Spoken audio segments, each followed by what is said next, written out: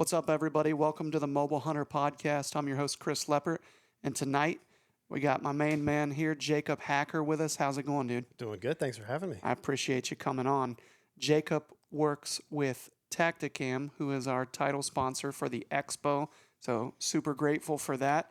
And tonight we're going to nerd out a little bit on some hunting and trail cameras. So first off, as a tradition, we just kind of ask everybody the basic question of how long have you been hunting, how'd you get into it, and so on, and what do you prefer to hunt and all that, of course. Yeah. So I started hunting when I was in my, 11, 12-year-old age.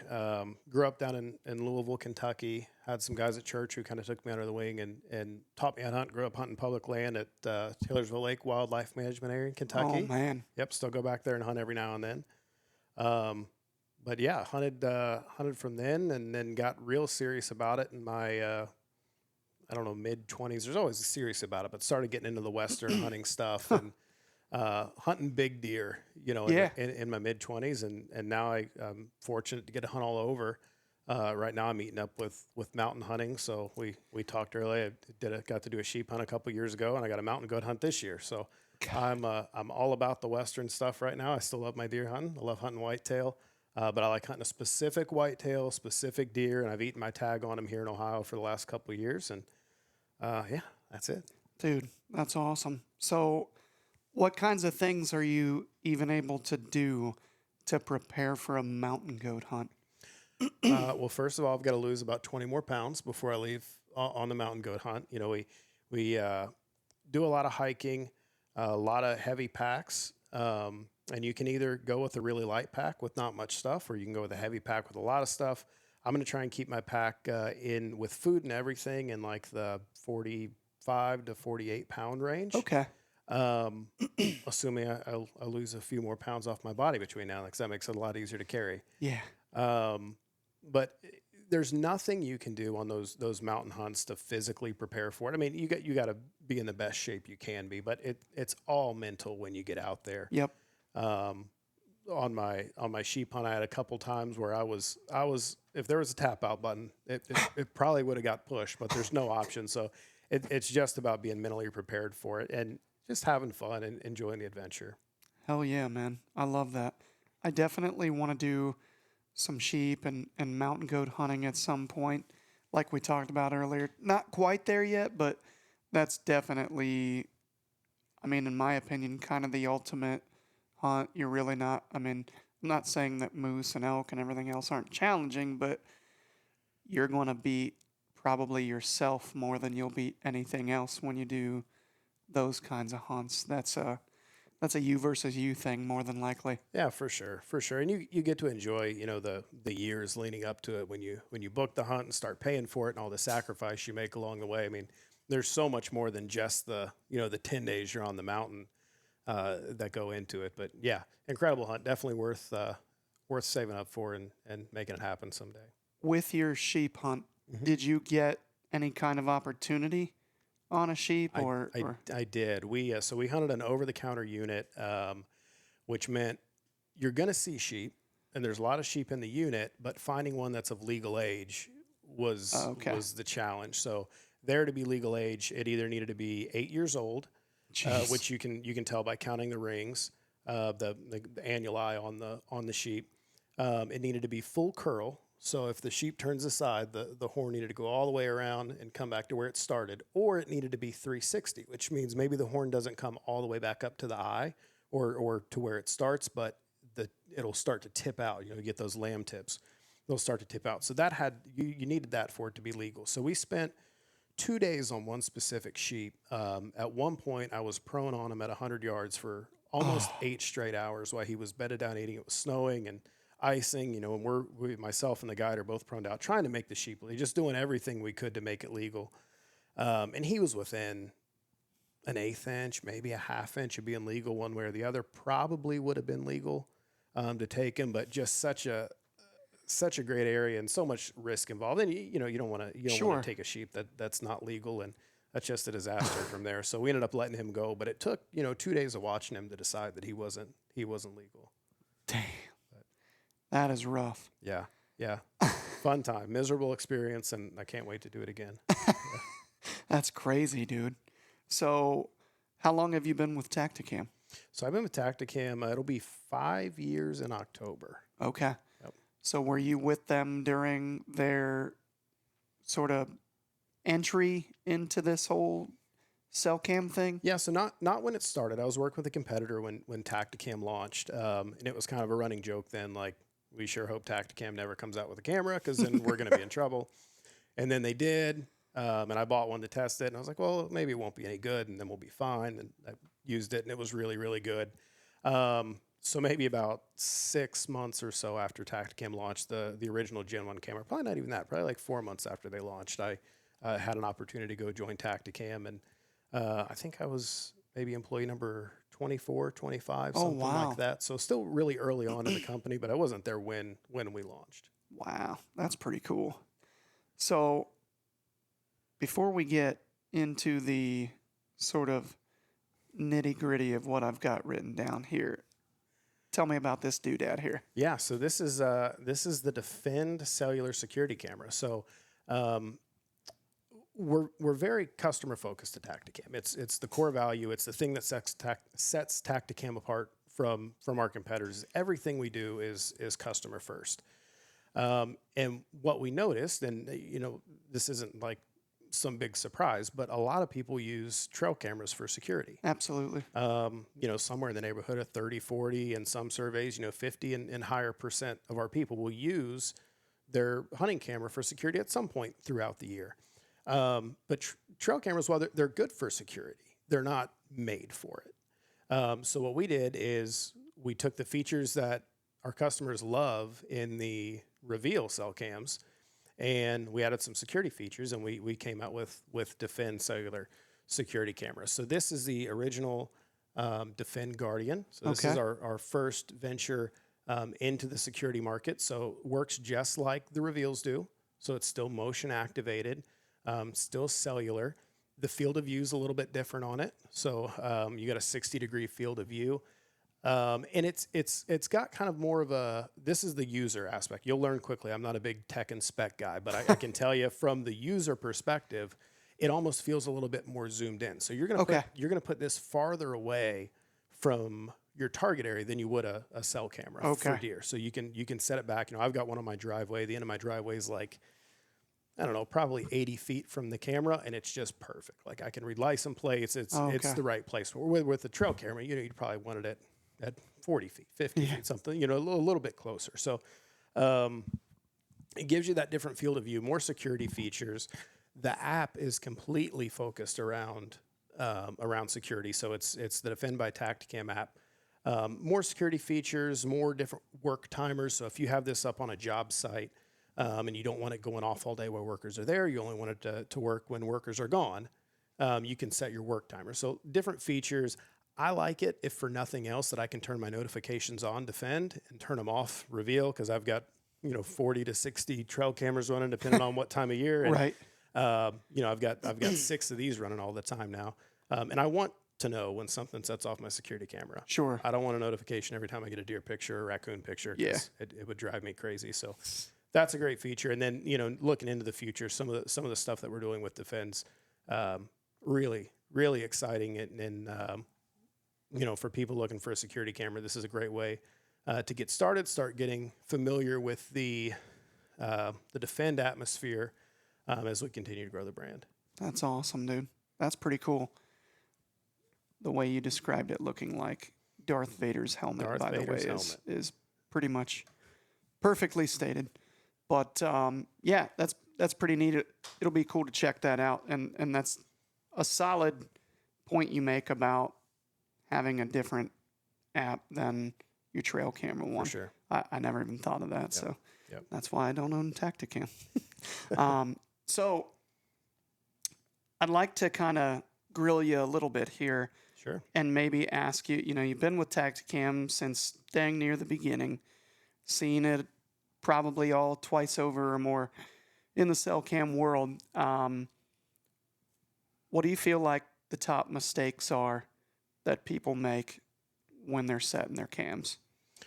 Not following the instructions Okay. of the camera. That's no matter what brand you have. And I've worked for other brands. I've worked with our brand. I test every other brand that there is. I try and test them all. Not a lot of the Chinese brands, but any brand of importance I test.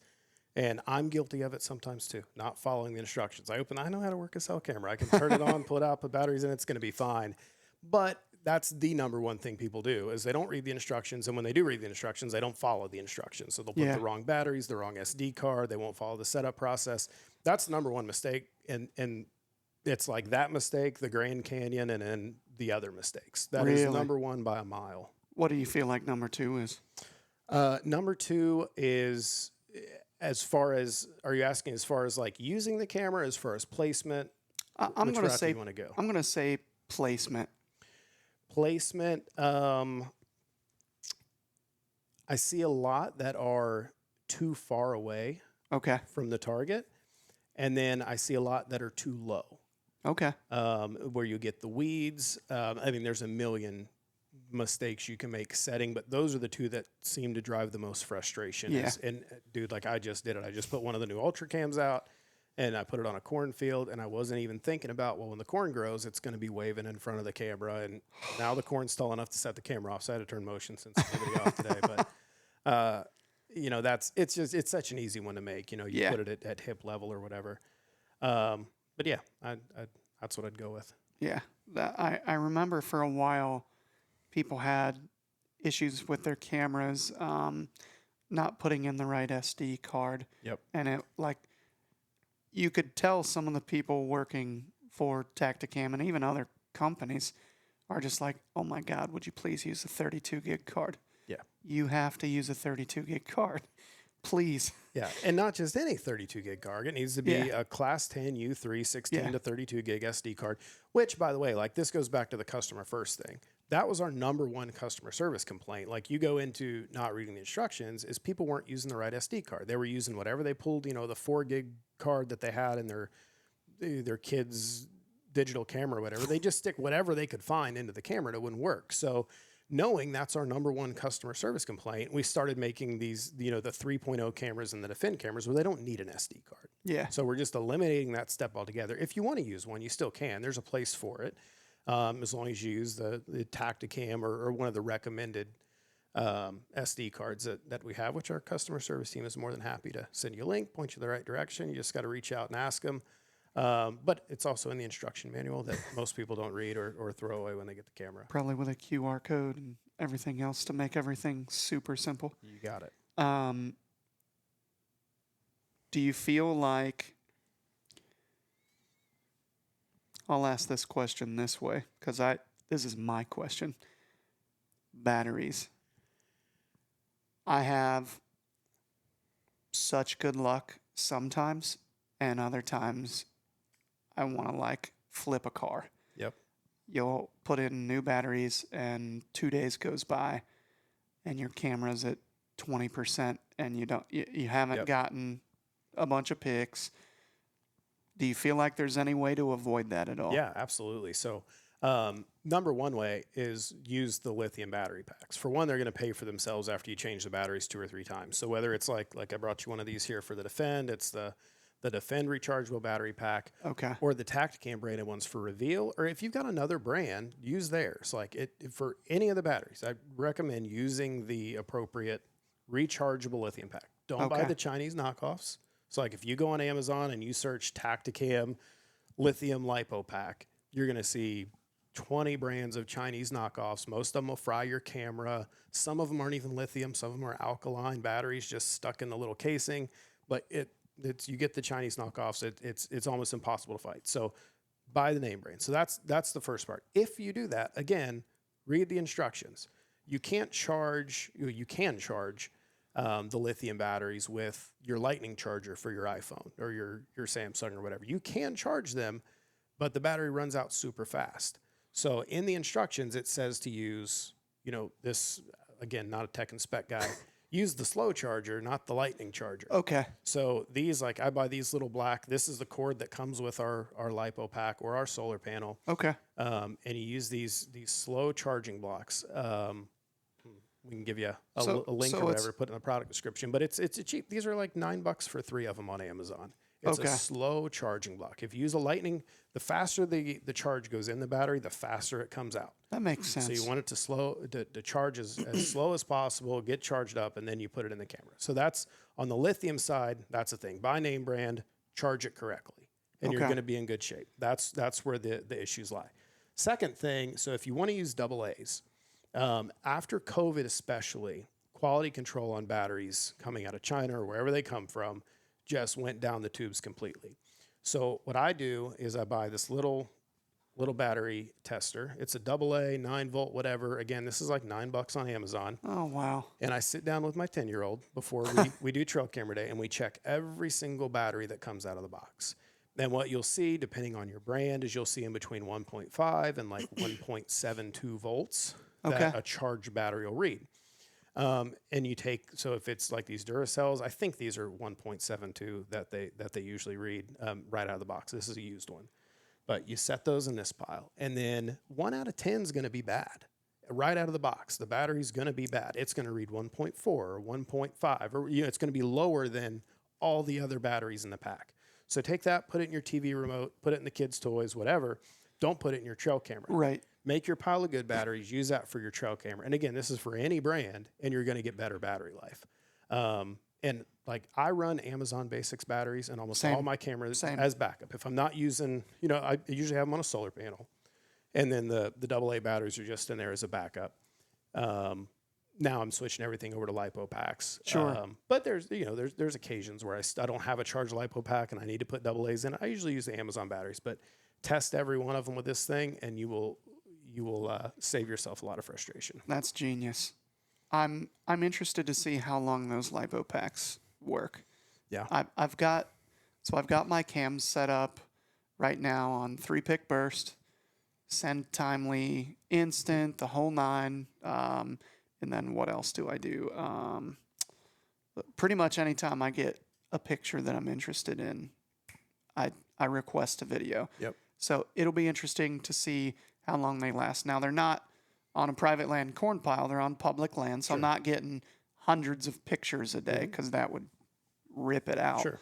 But it'll be kind of cool because the one thing that kind of I guess doesn't really frighten me. It's just part of lithium. Is it seems like with lithiums they're 100%, and then they're toast. They're toast. Yep. And so I was looking at it for about a week, and I was like, man, this thing's still at 100. This is awesome. And then I had the coming to Jesus moment. I was like, oh crap, that's right. I won't know. So I'll just not get picked. Yeah. So I'm throwing in some good testing right now, though. Are you running on burst mode or video mode? So I am on video, pick and video. Okay. And then it'll take 3 picks, and then, like I said, anytime I get I've had a couple of good bucks come through where I've requested and looked at some smaller ones, but anytime like a doe with babies comes through or mama with poults or whatever, I can't help myself. Can't help yourself. No, So, I get it. I get it. Yeah.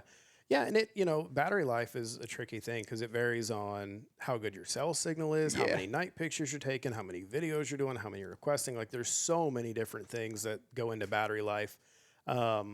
But we're always working to mitigate that stuff too, because it is like just what you're saying is something customers say all the time. But a couple new products we just came out with on the Reveal side, it was the battery belt. I don't know if you've seen that. Josh mentioned it, and I was like, oh my God, that's genius. It's pretty cool. It's like strapping 6 big LiPo packs to a tree. And now we've got the folding solar panel as well, which is double the solar panel, faster charging. The thing will actually charge faster in the sunlight than it will plugged into the wall. Like that's how much solar energy it's bringing. Jeez. But if you like really never want to worry about batteries, put the battery belt on your camera and plug the folding solar panel into that, because the solar panel will keep that battery charged as it gets sunlight, and you're sitting on a ton of power. That's a lot of power. It's a lot of power. Is it really worth 6 of those LiPo packs? I don't know the exact specs on it, but it's somewhere around there. I can tell you I've been running my test one, and I was just telling somebody this yesterday. So it was, I think it was April 3rd that I got my test one to be a product tester and run. and I put it on an ultra camera that I'd also got at the same time. And I've had that thing running on video mode, instant send with no delay since then. And I'm up over 3,500 videos now. Jeez. And it's cooking. So, That's nuts. yeah. I had my first experience with a sort of a bigger battery pack last year. Like I was telling you earlier, ended up being forced to do the private land thing close to home and doing the corn thing. And so I put my Tacticams out there and boom, they're dead in a couple days. And I'm like, man, this is going to be expensive. So my buddy Zach taught me how to build my own big battery pack. Sure. So I learned a little bit about testing the voltage. Yeah. And then the other thing that was interesting is you have to do like the trickle charge. So when you were talking about slower charging the batteries, I was like, I know all about that. Yeah. Takes like 2.5 days to charge Yep. these things. But I've had one at a spot since like December, and it's still like perfectly fine, sending pics, all that. So sent me pics of turkeys all season and everything else. So pretty slick. So kind of moving on a little bit. Do you find that people, how would I ask you this? Do you feel like people rely too much on cell cams or not enough on cell cams? I mean, both. I'm guilty of doing both for sure. Especially when you get talking real big deer. Like if we're talking whitetails, I use trail cameras for everything. I use them out west. I just put them on lease out in South Dakota. We set them up on the bison. Like we're using them on everything. Say, you got buffalo. Yeah, but for whitetails, man, it can go either way. You can rely too much on them, where you expect the deer to get patterned because he's hitting. He was hitting my corn pile or this scrape or whatever. He hit it 3 days in a row, and now he's not there anymore. What I've learned, and as I've gotten to be a more mature deer hunter, and get in a circle with people who kill big mature deer every year, which is way more important than doing it yourself. Talking to them, when you're getting one picture of that big mature deer, he's there. He's in the area. He might not hit the scrape every time. He might never hit the corn pile. You might get a picture of him 70 yards out into the field just cruising through. If you get 1 or 2 pictures of that deer, he's there. And that's where, you can rely on him too much because it's like, I'm not getting him. He's not patterned. He's not staying in the area. Right. Or you can rely on him not enough. Like the camera's telling you the deer's there. You got to go hunt it. Sure. I was guilty of it on that big 200 that I'm hunting. Last year, I started getting a couple pics of him when he moved onto the farm. And then we had that big blizzard this January. I was actually sitting in a meeting for TactiCam it was during muzzleloader season. Like I should have been out hunting. Oh, yeah. I should have been out there in the blizzard freezing. And it was like 10 in the morning, late morning. I get a picture of him in broad daylight out there in the snow. And I knew he was there because I'd been getting those pictures and, coupling that with the weather. I didn't rely on the camera enough. I was waiting for him to fall into that winter pattern of hitting the feed, hitting the field, kind of like they do in the summer, transitioning back into the food and getting lazy. But yeah, you can go either way. Not enough, too much, you name it. It's pretty crazy how that works too. And I've seen both. It's funny. I feel like I see more of people relying too much, but I do agree. Sometimes people don't listen to their cameras. Yep. But it is funny to, like, you hear guys say that using cell cams is cheating. And while it definitely offers its advantages, it's saving all of us family guys gas money and time away from our kids and all that. And I don't know a lot of people that can just go with or without cell cams and target big mature bucks. Yeah. Public, private, I don't care. It's just not if they were cheating, then really bad hunters would kill really big deer consistently, in my opinion. Yep. So when it comes to the sort of overseas manufacturing and everything, why do you feel that camera companies, why don't we have more American-made camera companies, do you think? Yeah, I'll take my Tacticam hat off and just put on my consumer hat. Okay. fact is, if we made all this stuff, whatever, look at anything sitting on this table, anything that's made in the U.S. is going to cost 4 or 5 times as much. So Okay. could we make the cameras in the U.S.? Yeah, absolutely. But I don't know what they'd be. I'm not the guy that sources this stuff, but you're probably talking $1,000 for the trail cameras, which, there were a couple at one point, I don't know if there still are, that were made in the U.S., and that's what they were. They were $1,200, $1,300, $1,400 for a cellular camera, but it's no different than an iPhone, your windshield wipers, like you name it. If it was made here, it'd be 4 or 5 times more, unfortunately. Wow. I was literally about ready. It'd be like buying a cell phone every time. Yep. Good Yep. God. That makes a lot of sense. I mean, I feel like, obviously it's also common sense. Obviously it's cheaper, but I feel like a lot of people don't look at it from the full perspective. They look at the company and they're like, you're just trying to save money. And it's like, well aren't you? Yeah. Like, are you going to pay? Tell me who's going to pay this, basically. Yeah, believe me, we'd way rather make them in the U.S. But the one thing to consider too is the hardware of the camera is only part of it. What makes these cameras special, what makes Tacticam special, again, like I go back to that customer first thing. Our customer service team is far and away the best thing that we have at Tac. But more important than our products, more important than the engineering, way more important than the sales side of it. That customer service team is what makes Tacticam so special. And we're over 250 customer service agents.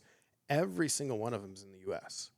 I say that we might have one in Canada. I'm not sure, but they're all here. Like, we didn't outsource that to India. So we can understand them when we call them on the phone. And they're here in the hours that you want to talk to them. You get on Facebook and you post in a group like, oh, my camera didn't check in. Like, you get in the user groups. Don't take my word for it. Go look, and you'll see customer service agents replying, like pulling people's cameras, helping them out. And then somebody in the comments will say, oh, I had the same issue. And they'll pull like, our customer service is really what sets us apart. But again, being based in the U.S. so important on that. But when you talk about the software, the development, the app, all that stuff is also U.S. made. We've got teams of engineers and all kinds of titles that I don't even know what they are. But the people who are way smarter than me that actually make these things work, they're all U.S. and they're all hunters. As we've gotten bigger, we can get to security now. We're adding in security people and people from some incredibly impressive companies that have this background, have the technology background. But on the hunting side, these people are hunters. They understand what hunters need. That stuff's not coming from overseas. So, yeah, the hardware is manufactured. We're making most of our stuff in Vietnam. But what makes the company special, what makes the product special, all that's over here. Okay. I like it. I like it a lot. So let's talk about the latest drop here. You guys had your Reveal Ultra come to market, about a week ago, roughly? Yep.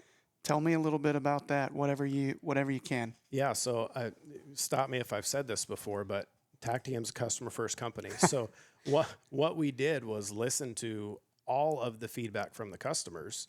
Here's, I want live view. I want more photo bursts. I want camo. Like, we took everything that the customers were asking for and packed them all into that Ultra camera. Okay. There's tons of spec and tech videos that people can go watch on them. But, like, the things to me on the Ultra that really stand out, one, the picture quality is just absolutely phenomenal. The video quality is too. Always on live GPS. So now if someone steals your camera and turns it off, it doesn't matter. There's still a GPS tracker in there that's on a battery backup. We can keep tracking it even after it's shut off. So that's really cool. And then the second thing is the live view. So we could, from your app, if you're watching a food plot or if you got a scrape or something you want to look at live view, you can log into the app, and within about 30, 45 seconds, depending on your cell service, you're looking at a live stream of what's going on at the camera. So essentially you could, just throwing this out here, you got it on the edge of a bean field, nothing's triggered it, but you can look out and see Big Daddy 40 yards away. Yeah. Oh, that's slick. Yeah, or what I'm really excited to use it for, Chris, is I just bought a farm down in Adams County, and we put this remote food plot in the middle of a mountain. So it's all the way up on top. It's way back in there. That doesn't butt up against public, does it? No, no. Drop me And a if it pin, did, I bro. wouldn't tell you. But so we're going to put a blind up there, and I'm going to put this camera up where no deer's ever going to trigger the camera. Okay. I'm not going to, I'm just want to overlook the whole field. I'm going to put it higher up.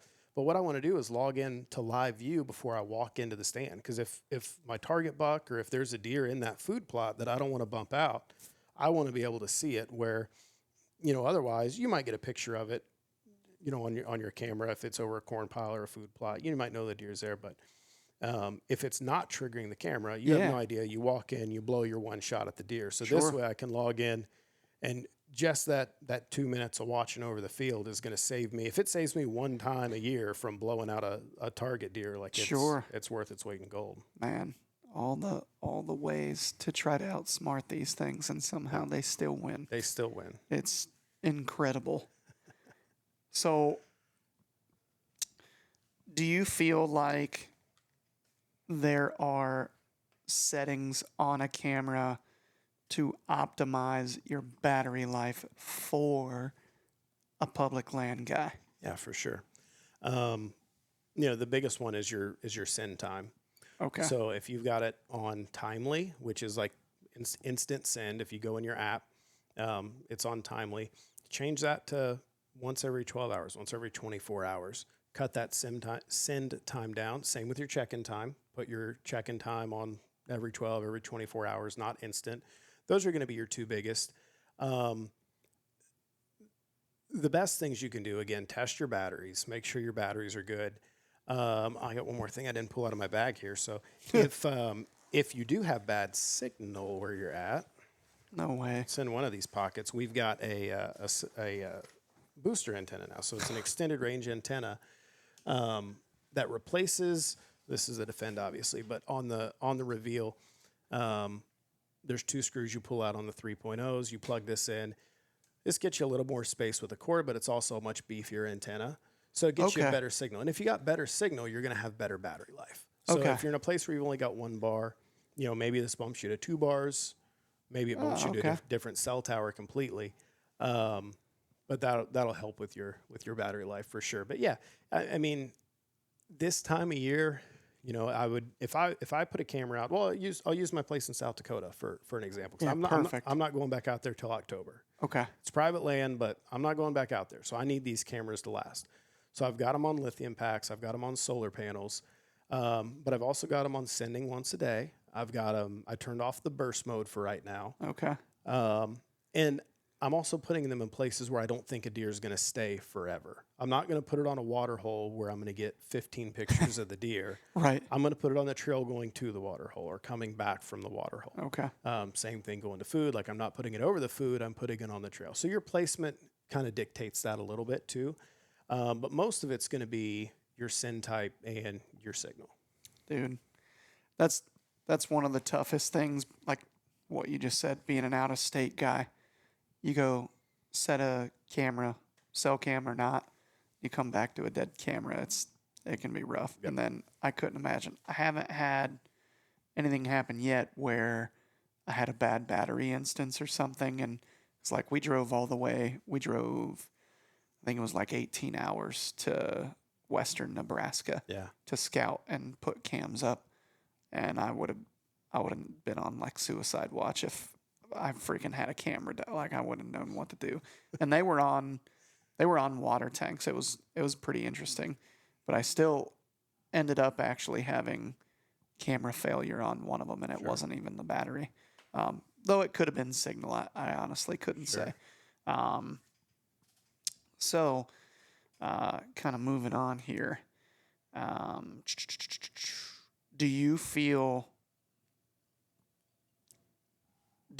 like this is a common thing that has actually been brought up here recently by quite a few people, and it hasn't been like a Tacticam thing. It's just people. I think it's an across the board thing. Do you feel like there's any way to keep ants, spiders, etc. from getting inside your cameras at all? Because wow. Yeah, there's nothing you can do to completely prevent them, but there are some steps you can take to kind of mitigate it. So two things that I do. So when I'm getting ready to set up my cameras, I have a whole like day before trail camera day. Did you know? So you literally have a system for this. I have a system for this, absolutely. Yeah. So this is a shy bug like kids insect repellent. It's a lotion, so not a spray. So I don't like the aerosol sprays because they don't stick. But what I'll do is I'll soak my strap in it for one, because it's a repellent. So if the ants cross the strap, this kind of deters them a little bit. You can also put it around the camera. You know, don't put it on the lens, don't put it on the infrared, but you put it around the back of the camera just to give a little more repellent. Now, eventually this is going to wash away. But if you soak the strap in this stuff, it really does a good job. And find like an oil base, try and find one doesn't wash off with water, like one that's made for the beach. Right.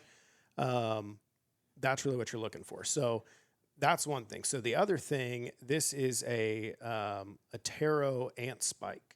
So if I've got a tree, well, first of all, backing up a little bit, when you're deciding what tree to put these on, step back and watch the tree for like 2 minutes. And if you see 20 ants go up and down the tree, maybe pick a different tree. Like that's number one. 'Cause if they got a nest in it, they're going to be up and down, and just pick a different tree. Okay. But sometimes there's nothing else you can do. So these taro ant spikes, they make a trap too, but this has just got some kind of ant poison bait, something in it. You rip the top off, you stick it in the ground, and man, like you come back half an hour later, every ant in the woods is on this thing.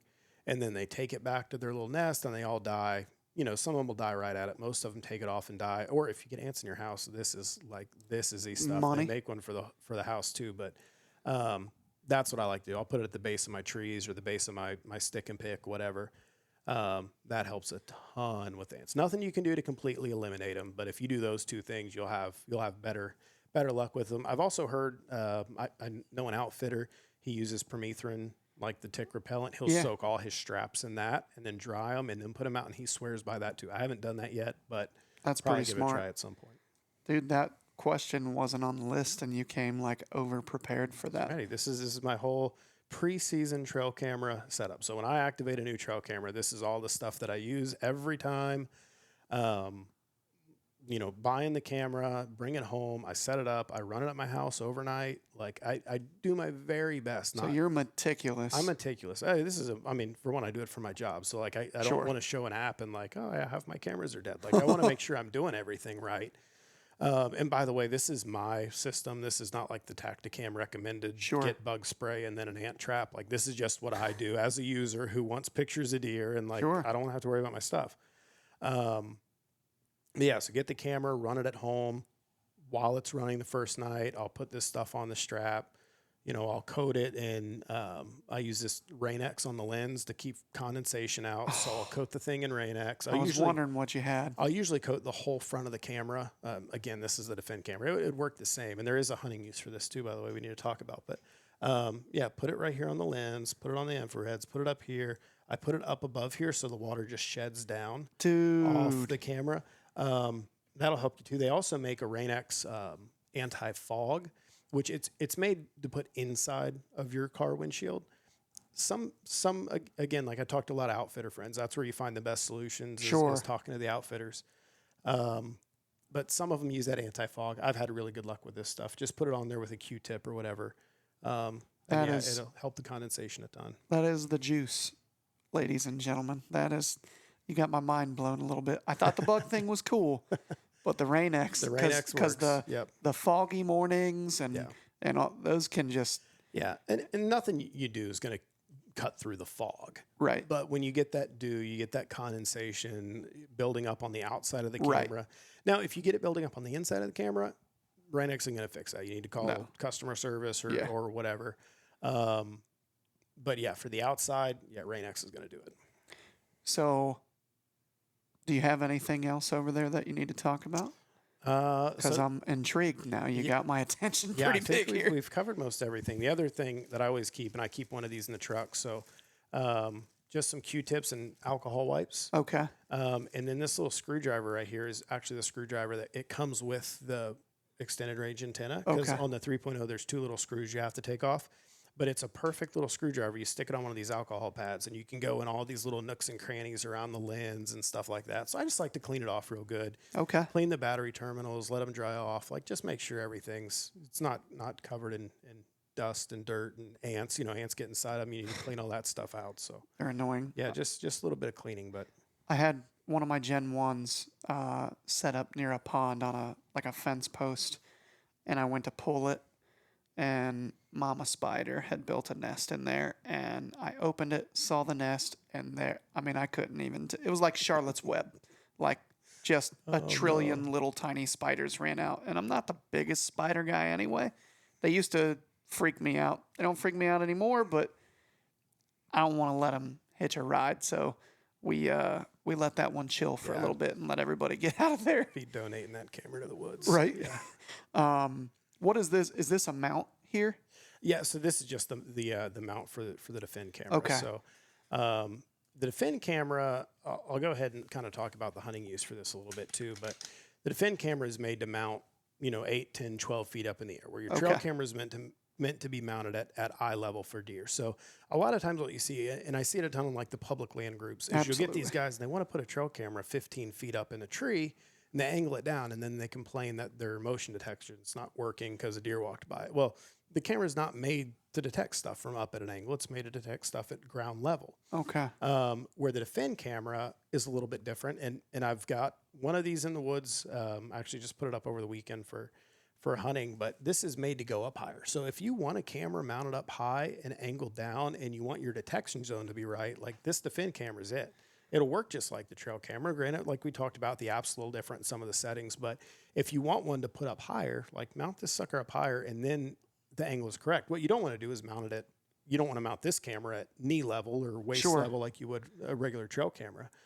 But it gives you that opportunity. But yeah, this is the mount for it. So it's got, swivel left and right, up and down, all your normal settings there. Do you guys have any mount options for your regular cell cams? I'm glad you asked. There we go. Because Right here. So same thing. This is our tree mount. It's you can get it on the website. I'm gonna take my little tape off there. But anything after the Gen 1 fits on this. okay, And it's the same thing. So it goes up, down, left, right. that's slick. Yeah, they're great. Okay, They're great. that's awesome. Yeah, and they screw in or strap in. Okay. However you want to use them. All right. Heck yeah, dude. Man, I'm kind of mind blown a little bit with the system you got here. I mean, it makes sense now that you say it, that it's your job and everything, but it's just amazing the little hacks people come up with. And there's people that put me to shame with what all they do to them too. I can't imagine some of the outfitters that run maybe even hundreds of cameras. I mean, Oh yeah. they probably have hands, field hands or whatever, that literally their job is to take care of the cameras. Yep. For That's- sure. That is crazy, dude. So, if you had to pick one species, you can only hunt it for the rest of your life, what would you pick? Oh, that's tough, man. I don't know if I mean there's nothing like mountain hunting. Anybody who knows me knows I'm just totally eaten up with sheep hunting right now. Okay. That'd be it. I'd go if I had to give up deer hunting to sheep hunt. I'd do it in a heartbeat. Man, you would sheep hunt over all the other cool stuff. So to All the other me, stuff. I'm like intrigued with how enamored you are by sheep. Now, I do think Yeah. they're cool. Oh yeah. But your story you told where you watched one sheep for 2 days, Yeah. that sounds kind of tough. But It is. But so what is it about it that you're so into? there's that sheep hunt for me was special because at the time that I booked it, I didn't make much money. Like I was working 2 or 3 jobs, and I worked hard for that, man. Like I told you this before. Like I paid for the whole deposit for my sheep hunt, which was 50% down. I paid for a scrap metal that I picked up off the side of the road. I mean, I was picking up bumpers and mufflers off the side of the road. I worked a night shift job at the time, and then during the day, I was installing dishwashers and doors for Lowe's, and I'd take the old dishwashers to the recyclers, and like that's the money that I saved up for that. So it was Hustling. it was hustling, yeah, but it was what I wanted. It was something I was really passionate about doing, and then it took from the time I started saving to the time I actually got to go on the hunt was 4 years, a little over 4 years. So you've got all that built up into getting to go on this hunt, and then you're there. You're in just the nastiest, most horrible weather in the most beautiful place you've ever been to, hunting animals that can cover. At one time we were making a move on a sheep that we saw a couple miles away, and it took us 6 or 8 hours to get to it. I mean, it was just all day. We ended up coming in on the wrong side of the wind. The sheep had moved, and they blew out of there. And what took us 6 or 8 hours to cover, they covered in about half an hour to get it. And they weren't even trying. I mean, they were just kind of moseying through there and get back. Just to hunt an animal like that in a place that's so remote, everything about it's just challenging. Everything's hard. The So you like to physicality suffer a of it. little bit then. Yeah. Put yeah. yourself through You something got to a be a little little crazy to sheep hunt. Yeah. bit. Yeah, I can respect that. I mean, that's why you like to. I think that's why most guys like to go out west. Like you kind of disconnect, you detach from society a little bit and get back to our sort of primal roots. And a lot of times your cell phone's not working, which a lot of people freak out about, and I totally get that. But man, like the older we get, the more we appreciate when the cell phone ain't buzzing and ringing and all that. So Yeah, there's something about it. Something about it for sure. man, have you ever had any kind of close encounters with bears or anything up there? Yeah, I'll tell you a fun story from our sheep hunt. So we had one day where we were just totally socked in with fog. I mean, it was beautiful. The day we flew in, man, was like 60 degrees. I wore shorts in the Super Cub. Like we landed, I'm in shorts. Like we're unpacking camp. There's caribou down below us. Like it's just beautiful. And while we're setting up camp, we see a sow grizz and 2 cubs. And I had a grizz tag. Just mainly, my theory was if I have a grizzly tag, I'm guaranteed we won't run into any bears. There you go. That. I won't have That's to worry actually about pretty them. smart. Yeah. If I don't have the tag, we're probably going to get eaten. So had the tag. We see a sow with 2 cubs. End up seeing a big boar the day before season opens. So you can't in Alaska. You can't hunt the day that you fly in. So we flew in the day before season so we could hunt the opener. So anyway, all that to say, as soon as hunting season came, the weather just turned terrible. It was icy, it was snowy, it was rainy. It was just pure misery, which is what sheep hunting's all about. But we had one day we're completely socked in by fog. We can't go anywhere. And I'd been sitting in the tent we went to sleep, we woke up. It was, I don't know what time it was, man. We'd probably been in the tent for 12, 14 hours, just me and the guide sitting in this tent together. And I liked the guide, and that's an important thing, booking a sheep hunt, making sure you like your guide. But I was sick of being stuck in a tent with him. And I said, Ray, I need to get out. I need to go stretch my legs. He says, no, man, don't try it. Like you're going to get lost. Like something bad's going to happen. Just stay in the tent. I'm like, dude, like it's fog. It's a tent. Like I'm, we haven't talked about this. I'm super into primitive survival. So friction fires, navigation, primitive stuff. I love all that stuff. So I'm a big survival guy. Like I'll be fine. I can walk outside of the tent to pee. And he goes, okay, try it, but let's tie some paracord to your belt. No shit. He said, when you get lost, you tug on the paracord and I'll guide you back to the tent. Fair enough, whatever. So I go out. I take what feels like 10 or 15 steps. I pee. I turn around to go back to the tent. I can't find the tent. Like I'm just completely turned around, can't find it. It's too foggy. So like after a few minutes, I suck it up and I tug on the cord and I hear Ray giggling in the tent 50 feet away and he pulls me into it. Jesus. So that was kind of that. So the next morning, the fog had burned off. And the way the grizzly bears up there eat, they eat berries and they eat dead stuff they can find, but they love to hunt ground squirrels. So they'll go on the sides of these mountains and they'll just dig these giant holes after ground squirrels. They'll hear them under the ground and they'll just be ripping at the ground. And you'll see all this dug up. It looks a lot like where a boar hog goes through a field and just rips it up. The whole area around where I had walked out that night was just completely torn up from a bear. So whether it was there when it probably wasn't there when I was lost in the fog, but it was there while we were sleeping or whatever. It was close. It had to be close. It was recent During that time. Oh yeah. Oh yeah. It was recent. So you could have been a ground squirrel. Could have been a ground squirrel. Damn. Yep. There's been a lot of talk in our group, the Mobile Hunter on Facebook, about taking those adventures lately. A guy made a post the other day and was like, would you rather, invest your money? If you could do it all over again, would you save more money or would you invest, in adventures and stuff like that? And, hands down, myself and a lot of other people said, the adventure side. Yeah. So aside from Alaska, because obviously anybody who doesn't pick Alaska is crazy because you can hunt just about everything there Yeah. and it's beautiful. Yeah. In the lower 48, we'll say, give me, let's say, your 2 favorite states. You don't have to say the species. Yeah. South Dakota is number 1. I haven't hunted it a ton, but I've really enjoyed hunting Montana. I'll probably go Wyoming. Wyoming and South Dakota Yeah. are the 2 states I've spent the most time in. South Dakota is number 1. I just picked up a lease out there, but we've got mule deer on it. We've got whitetail, pheasants, grouse, Merriam turkeys. Like it's a sportsman's paradise to go out there. And then Wyoming, you get into all the elk, the mule deer, the whitetail, you name it out there. So if you made me pick 2, those would probably Utah would probably be a close third. Man, Utah is a very intriguing state to me.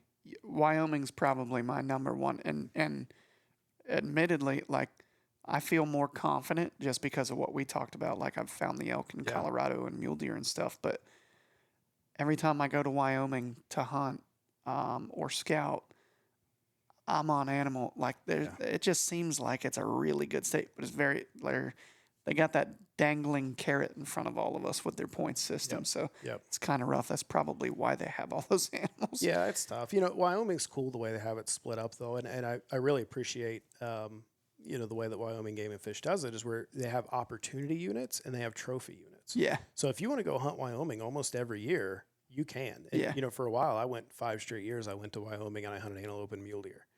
In the last 3 years, I actually drew them I went in the special draw and drew them as my second choice. So I got to keep building my preference points, and you got to pay a little bit more for it, but you get to keep building your preference points and hunt those opportunity units while you're saving up for the trophy units. The trophy units in Wyoming, I mean, they're as good as anywhere else in the West. You monster elk, big mule deer. Granted, the bears have kind of taken a number on some of the Western units and mule deer, but you've got those opportunity units. And that's one of the things that makes Wyoming so fun is you can go out there with 0 points, 1 point, and have a really good time. Dude, I feel like a rifle pronghorn hunt is the most underrated hunt there is. Such a cool animal. They're just quirky and goofy. Completely different than anything else we've ever hunted, too. Yep. So what's interesting to me about them is if you find them in the evening, they're probably going to be there in the morning. I don't feel like they move a lot at night. I don't think they can see as well. But when you skin one out and cape it out, you can kind of see that they're built different in their eye sockets and everything. Completely different from a whitetail. Huge, deep eye sockets. But it was very interesting to see like how many animals we got on in a absolute trash unit. And don't get me wrong, it'd be cool to have the time to shop for a 75, 80, whatever incher or whatever. And you might not ever see one, but just the amount of antelope and how easy they are to see. And they're kind of also in a place where you really wouldn't expect to find things. So there's no reason for them to be where they are. It's very odd how they live off of all those tiny leaf, sage plants. I mean, it's crazy how nature works. Well, dude, this has been like really fun talking about Western hunting. I don't get to do that a lot. For sure. It's mainly a whitetail thing, but we're gonna have to have you back on after your mountain goat hunt. When do you do that, by the way? Into August, I'm going up. So it's, I kind of figured the first 10 or 11 days of September we'll be up there. Man, do you have? I mean, this is the dumbest question of all time, but do you have any handle on what the weather's supposed to be like that time of year? Yeah, I mean it's Alaska, so I mean I feel like I say this anywhere we hunt. Like we say it in Ohio all the time. Like if you don't like the weather, wait 2 or 3 days. It'll be different. So you could be in the 60s, you could be in snow and ice. You don't know, and it makes it challenging because you kind of have to plan for everything, pack for everything, but also be packed light enough that like they let you in the Super Cub. You can only take so much weight in one of those things. So I don't know. I'm expecting probably. The goat portion, we're up a little higher. We'll be hunting right on the glaciers north of Cordova. Probably 40s, 50s while we're hunting them, and then we'll drop down and hunt moose after we fill. I want to fill my mountain goat tag first, so we'll drop down and hunt moose after You got a that. moose tag as well? Yep, and Rifle? yeah, Okay. yeah. I could take my bow on it, but I take the rifle gun. with me. I want to fill the tag, so. What's your rifle setup? 300 PRC. So I shoot a Christensen Ridgeline 300 PRC. That's been my go-to gun. I actually bought it for that first sheep hunt. I bought it a couple years before I went on that hunt, and because I wanted something I could shoot long range enough to, if there's a sheep 600 yards out, I wanted to be able to shoot it. And that gun can shoot way better than me, but that's about where I was good, was about 600. But also something big enough to stop a grizz. So Sure. if you're in that situation, I don't want to shoot a 270 or Right. Whatever. A lot of guys shoot 6.5s at sheep, and I was like, I don't want to deal with a grizzly. I don't have to carry a sidearm, so I just want to carry that, big 30 caliber bullet. And I've taken that gun on so many hunts now, whitetail and antelope and mule deer, and I love that round to death. So that's what I'll take out there. What's the 300 PRC like compared to the 28 Nosler? Do you know? Bigger. Bigger? Bigger. Okay. Yeah, bigger. As far as flatter shooting, I don't know. Okay. I know the PRC rounds are kind of all the rage right now. Yeah, and I see why. So much power. Guys are shooting those things a mile. I'm not shooting a mile. I can't shoot that far. But, it's such a good gun that it lets me shoot 600 yards with it pretty confidently. It's a fun round. It's not terribly hard to find ammo for. Factory ammo. Hornady makes a great round that shoots that 300 PRC. Christensen just loves that round. Okay. Bergara makes some good ones, so it's easy enough to find ammo for those now. But it's still a fun round to go out and hunt with, and it got some serious knockdown power. What's the recoil like? Is it a pretty decent amount? Yeah, you don't want to go out and shoot 20 or 30 rounds at the range with it. Okay. It's got some pop. I've got a suppressor for it as well. I'm not going to take that on the hunt. I don't like the length that it adds to Sure. the barrel. But you shoot with a suppressor, that knocks a lot of the recoil off. Kid's not going to shoot it. I've got Sure. a 10-year-old that couldn't handle it.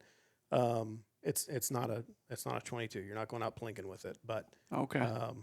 you're not scared of the recoil either. It's not. Okay. It's not too aggressive. All right. Well, dude, we got to have you back on to talk about this hunt. You've got Yeah, I'd love to. you've got a freaking moose tag as well, so I'm kind of hoping I get some pics of a sheep, or not a sheep, a mountain goat. Don't shoot a sheep. Prison for life. A mountain goat and a bull moose. Do you have, is it a unit where you have to wait for something that's 50 inches or bigger, or how does that work? Yeah, so the guide actually sets the limit, and there might be a limit in the unit. I don't know if there is or not. The guide sets it at 65. Oh so my God. they don't shoot moose till they hit 65. There, most of their moose are between 68 and 70 that they're shooting out there. Jeez, that is a Yeah, it'd be a good one. that's a really good one. Yeah. The show I was telling you about, the dude, they shot a 62, which was huge, Yeah, it's incredible. and then they shot a 68, Yeah. and that was unreal. God. I got to go to New Brunswick this past September, and I killed a moose up there, Canadian, and it was just a little dinker. I mean, he's like 24 inches, and it's just so big. Yeah. I'm like, man, seeing one of these big Alaskas, for one, the body size on the Alaskan moose is so much bigger, but you start doing the math on the rack compared to the one that I've got, which just feels huge. I mean, compared to my Sure. even a big whitetail rack, like it's like curling a dumbbell. So That's slick, pretty dude. cool. Well, brother, I appreciate you coming on. Thanks a lot, Chris. And guys, we appreciate you tuning in. And if you got any questions or whatever, you can pester Jacob Hacker on Facebook or something. Is there anywhere you want people to be able to find you? No. Or do you just No, okay? Don't Don't look me. for Jacob No, Hacker. I'm kidding. No, people reach out to me on trail camera questions and stuff Sure. all the time. I don't care. Yeah, reach out to me on Facebook, and Okay. as long as Messenger decides that it can get through, doesn't go to spam or anything, Sure. happy to respond to it. But if you got Tacticam questions, any of the Tacticam user groups, Tacticam Facebook page, go on there and leave a comment, and one of our customer service people absolutely respond to it. They're terrific. Okay. All righty. Well, again, thanks for coming on, guys. Thanks for having me. Thanks for tuning in. We'll catch you on the next one. See ya.